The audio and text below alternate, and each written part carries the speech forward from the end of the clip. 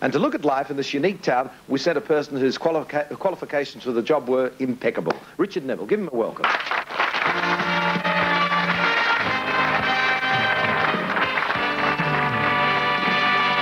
I'm looking forward to this report because I drove up to NIMBIN about 4 or 5 years ago, and apart from the little town which looked as though it had a new lease of life, I couldn't really see much of the alternative living because they're all hidden out in the bush, apparently. Exactly. They want to get away from people like you in cars coming up with a cry on them, you see. Yeah, they're all doing it in their own little hamlets and villages behind the hills. Now, you were there at the beginning, weren't you? Yes. And just explain to people, we've got it's up past beautiful Lismore. Yes, Lismore. It's just a little bit to the north of Lismore, and it's inland from the coast. It's about an hour's drive from Byron Bay. And it was a dairying country originally, wasn't it? Dairy farmers. Dairying and timber.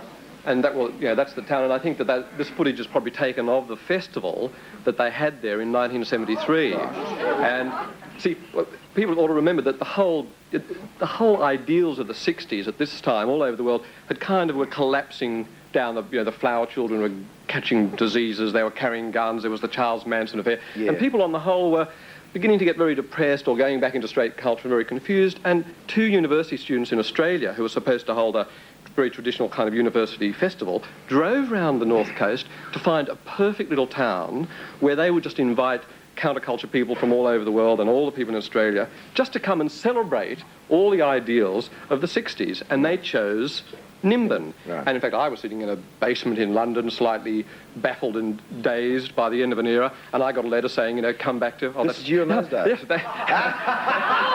baffled and dazed, as I said. And they said, look, come back to NIMBIN. People from all over Australia are going to come and live in wigwams, and people are going to form communes, and you can sing and dance and have a good time. So, like a lot of other people, I came and moseyed along there, which was exactly 10 years ago today, and it was quite extraordinary because my experience basically in England had been going to rock festivals where people were always sleeping in the mud or in the lavatories and stealing each other's sleeping bags and ripping each other off, and you had St John's ambulance and the Red Cross serving cocoa late at night. It was all very whingy and pommy and despairing and negative.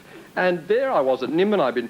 It was just incredible. You'd just get up and sort of bathe in the river, and you'd... perfect climate. It was absolutely extraordinary climate. Yeah. Lots of fabulous people. And I remember that there were these sort of rubbish bins, and it was all sort of, metal, vegetable matter, paper. And I once, by mistake, I put an apple core in the wrong bin, and I spent sort of 10 minutes wondering whether I should go back and take it out and put it in the compost bin, because that's how sort of NIMBIN got to you. Oh, really? It was so idealistic. Well, it was, and sort of yoga and beekeeping and all sorts of things. I mean, there was children who were born there. But see, NIMBIN was very advanced because although kids were born during that festival, you could also sort of watch it on video hookups in the trees if you didn't happen to be, right in the tent. So it was always trying to look ahead as well as looking behind. But you could watch them being born on television? Yeah, on a little local bush video unit, if you wanted to. Or you could swim, or you could go to there were incredible sort of makeshift sauna baths just built by the riverbanks, which you could go in, and that's when I first realised that the taboo against being sexually inclined in mixed company was a thing of the past. In other words, NIMBIN had lots going for it on many different levels. Is that delicately enough for you? Beautifully done. Excellent. Fine. Martha Gardner could not have put it better.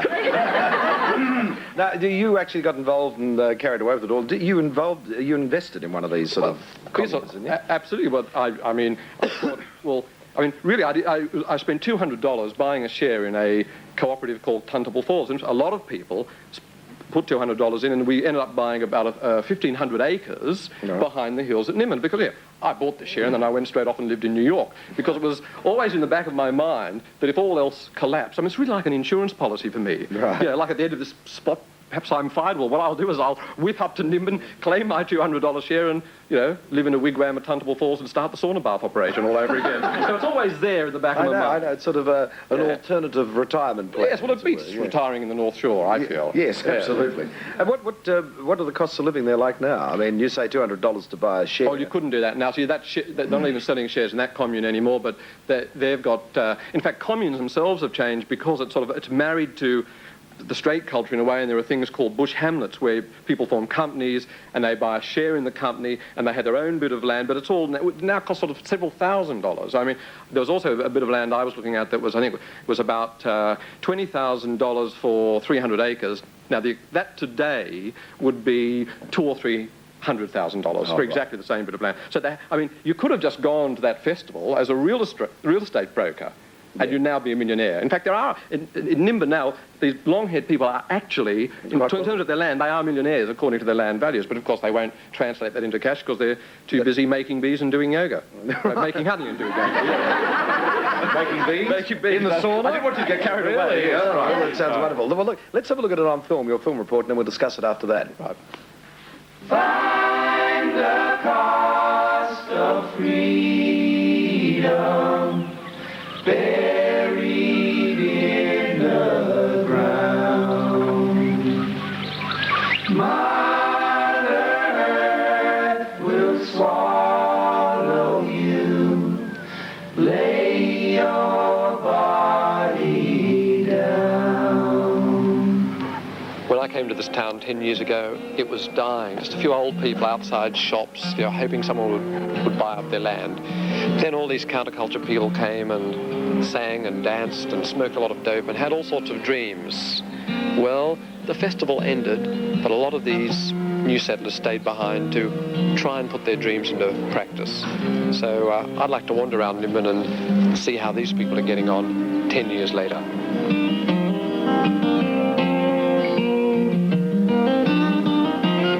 An old friend, Jan Oliver, came here with 4 or 5 others and set up one of NIMBIN's first communes. Now, one of many. It is, as you can see, most aptly named Paradise Valley. How many people are here now in Paradise Valley? There's about 30 of us. Can you explain sort of what you mean by sort of hamlet development within a commune? Because I think people have the idea that everybody's sort of living in the one room the whole time. When it's raining, sometimes it is. Right. Basically, it means legally we are allowed to share some of the basic facilities like kitchen, dining room, bathroom, that otherwise had to be, every house must have, to be a recognised house, you must have all of these things, your own laundry, all that kind of thing. For us, at the moment, the group of people that I'm living with, we have, as you've seen, a fairly interconnected system of buildings hung together with verandas and walkways. For other people, that's very much more separate little building spaces with a communal space that they come to.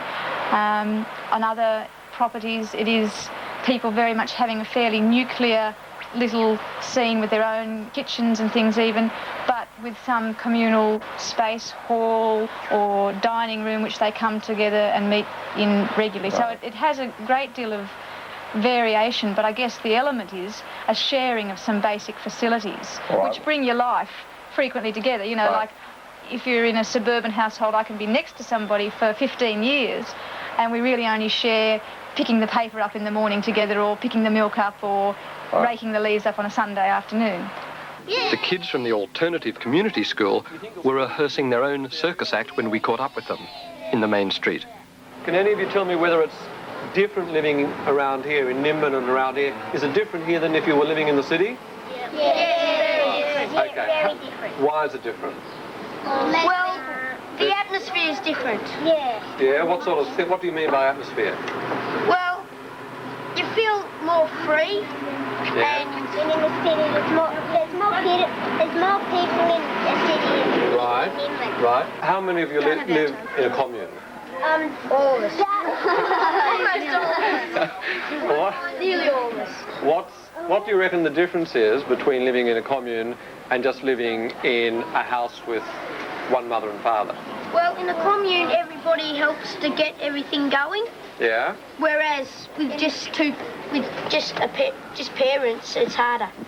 Because there's not so many people trying their hardest to get it going. Do any of you have mothers and fathers that still live together as mothers and fathers? Or do you have lots of mothers and fathers? Or? Lots broke up, but now they're just living close together. Right. Still broken up. Right. Yeah. Many of you got parents that break? My parents are together. Well, the ones that are breaking up, how did you feel about that, or how do you feel about that? I don't know. Ours didn't actually break up. They're just going their own way for a while. Are you going your own way too? No. No. Do your parents smoke dope at all? No. Sometimes.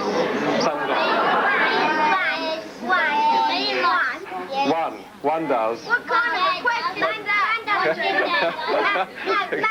Say that again. What kind of a question is that?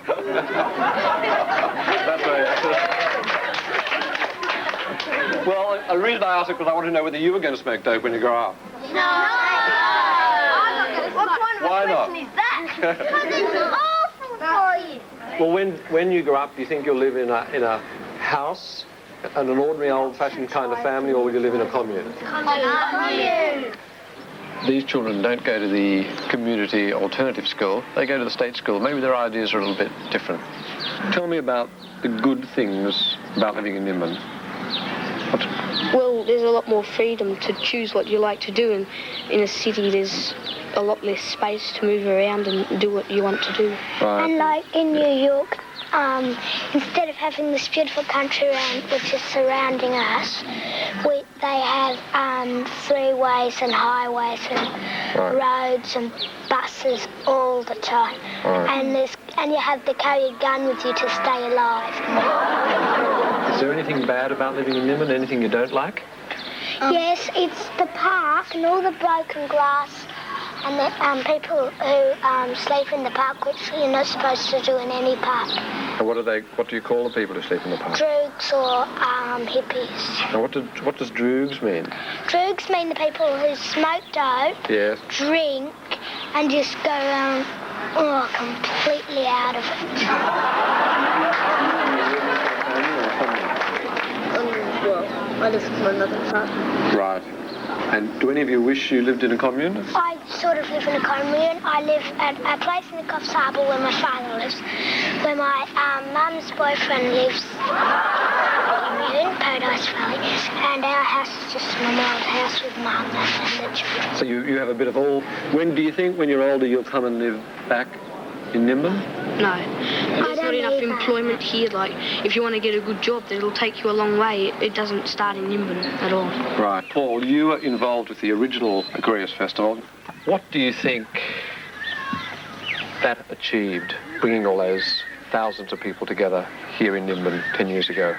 I think the existence of NIMBIN really proves that civilisation's at a crossroads. We've come through 200 years of the Industrial Revolution and it doesn't work. And I believe that NIMBIN is an advanced point of the post-industrial state, a post-industrial society. It's not an alternative society. We only have one society. It's humankind. Right. And I think NIMBIN is part of a development towards the future. It's something that really takes a lot of work, and that's what the communities are really doing at the moment, the communities that we live in. They're forcing us into these situations where we have to really look at the way we live and the way we relate to each other. I think the focus is on living gently on the earth and living gently on each other. The simple life in that essence, and realising that in getting satisfaction out of what's always been known as those things which are free, in the personal relationships, in creativity, in enjoying nature, is where we can enormously reduce our demands on what aren't available resources in the long term and in the very short term. We had great desires for cooperation 10 years ago and started cooperatives and things like that, which now, unfortunately, some of them have dissolved into just mere private capitalistic enterprise. It's no great success story in every level. It's people striving to work out the problems that exist at this point in time.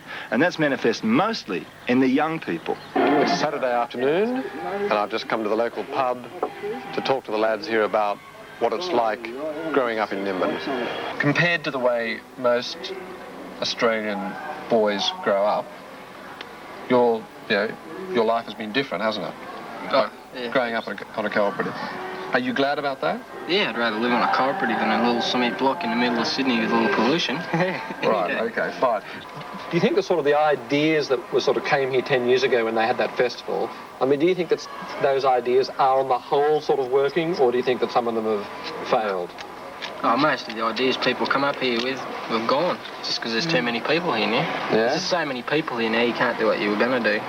Will any of you here, do you think, go, when you're older, sort of get married and live in an ordinary sort of house with a car and a straight job? I mean, will you live a more conventional life in the end? No. Like I'll probably have a house, a nice house and a nice car, but I won't be living in the middle of the city or something. Right. Sending my kids to school with tyres and crap on. As soon as I finish my apprenticeship down here at the garage, I'm going to go for like just go around Australia or do something for about 12 months and then come straight back here. Because I go to all the cities. I don't like cities that much because they're too big, too crowded. It's just a lot of I reckon pollution. there's something about the place. Whenever you go anywhere, you always got to come back. Yeah, you always I always wait to feel come back. homesick. Yeah. Nimbin, I always have to come back. Always want to come back.